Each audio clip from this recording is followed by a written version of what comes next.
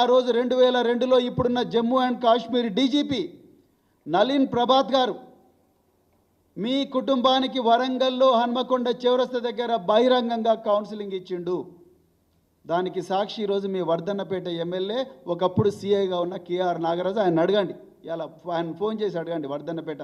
మీరు మా గురించి మాట్లాడతారు, మీరు నా గురించి కేటీఆర్ గురించి మాట్లాడే అర్హత మీకున్నదా అసలు? సురేఖ గారు, మీరు రోజు బీర్లు, బిర్యానీలు, రేవ్ పార్టీల గురించి వీడియోలు చేసే మీరు మా ఆకలితో అలమటిస్తున్నా, ప్రతిరోజు కూడా విషాహారం తిని తల్లడిల్లుతున్నా, విషాహారం తిని హాస్పిటల్ పాలైతే వైద్యం దొరకని దీనమైన స్థితిలో ఆర్తనాదాలు చేస్తున్న పిల్లలు బాధలు మీకు అర్థమవుతాయా సురేఖ గారు? ఒక మాతృమూర్తిగా మీరు మాట్లాడాల్సిన మాటలేనా ఇవి? ఎట్లా మాట్లాడతారు మీరు అసలు?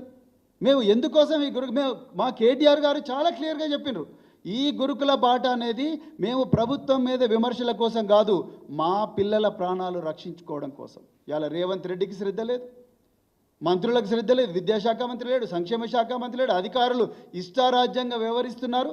అందుకొరకే మేము ఇవాళ గురుకుల బాట పెట్టినాం.